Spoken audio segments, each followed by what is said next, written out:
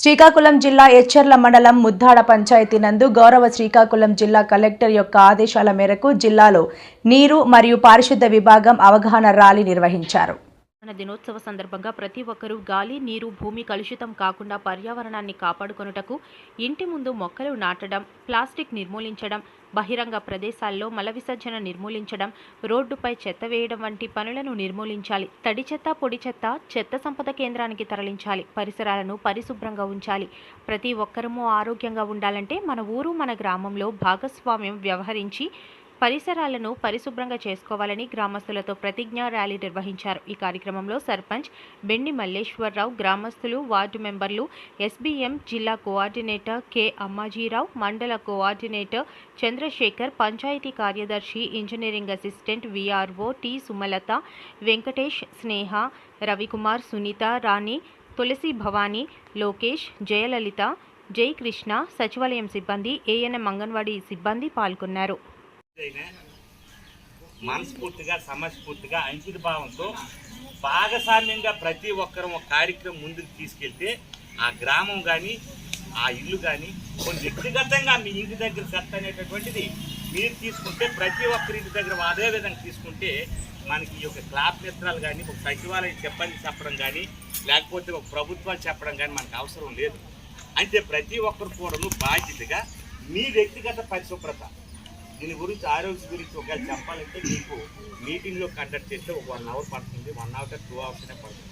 కానీ ప్రతి ఒక్కరూ అంకిత భావంతో ఒక గ్రామాన్ని అభివృద్ధి చేయాలంటే మనలో మనం తప్పనిసరిగా భాగస్వామ్యంగా ఆ గ్రామాన్ని అభివృద్ధి చేయాలంటే అందరి సహకారం కావాలి. అందరికీ ఒక రకమైన అనుకూలమైనటువంటి ఆలోచన రావాలి.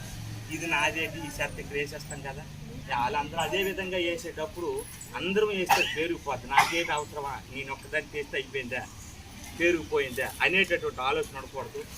మరి ఈరోజు భారతదేశం ఋతుపవనాల మీద ఆధారపడినటువంటి దేశం.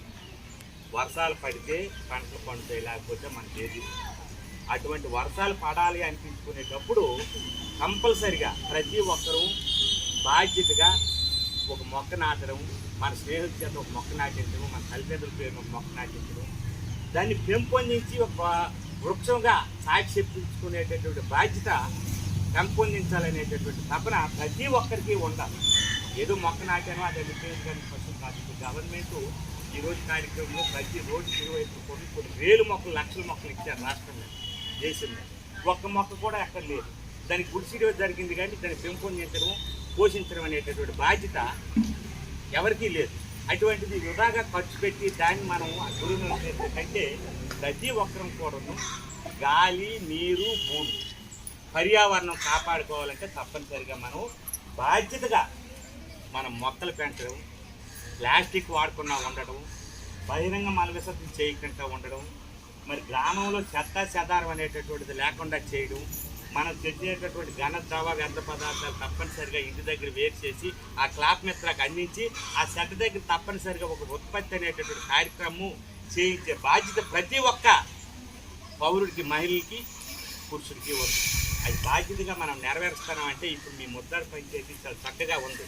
నేను చూసేటప్పుడు మనం అక్కడ ఏదో ఒక పుట్టు దగ్గర ఒక డ్రైనేజీలో ఒక చెత్త ఉన్నది, అదే ఆ విధంగా నేను ఫీల్ అవ్వలేదు. కానీ మీలో మీరు ఒక భావం మాత్రం గుర్తించుకొని దయచేసి మీరు ఏ విధంగా అన్యంగా భావించుకొని నాకు తెలీదు. నేను శ్రీకాకుళం నుంచి మీ గ్రామం నుంచి చెత్త తీసేసి నేను గొప్పగా చేయలేదు. నాకు చెయ్యాలని మీ అందరి దగ్గర మెప్పుగా రావాలని నేను చేయలేదు. ఒక భావన ప్రతి ఒక్కరూ అదే విధంగా ఒక డొక్కు తీసే ప్రతి ఒక్కరు తీసుకెళ్ళాలి. మీ గ్రామమే కాబట్టి అటువంటి అసభ్యకరమైన ఆలోచన దయచేసి మీలో ఉండకూడదు. ఏ కార్యక్రమం చేసినా ఒక వాటర్ ట్యాంక్ దగ్గర కానీ, ఒక గుడి దగ్గర కానీ, ఒక బడి దగ్గర కానీ, ఒక సచివాలయం దగ్గర కానీ, లేకపోతే ఒక శ్మశానం దగ్గర కానీ, దేనిపైన చేసినా నిమగ్నమైనగా పరిశుభ్రమైన ఆలోచనతో, పరిశుభ్రమైనటువంటి మనసుతో మీరు తప్పనిసరిగా చెయ్యాలనేటటువంటి ఆలోచన. మీరు ఏ విధంగా అన్యంగా భావించవద్దు. ఇక్కడ నేను ఏదో మీకు అన్నాను అంటే మీలో ఆలోచన భావన మార్పు రావాలని, కానీ నేనేంటి మాత్రం మీకు అన్యంగా భావించవద్దు. దయించి మీ అందరికీ నాకు ఈ చక్కనైన అవకాశం ఇచ్చినటువంటి మీ అందరికీ హృదయపూర్వక ధన్యవాదాలు.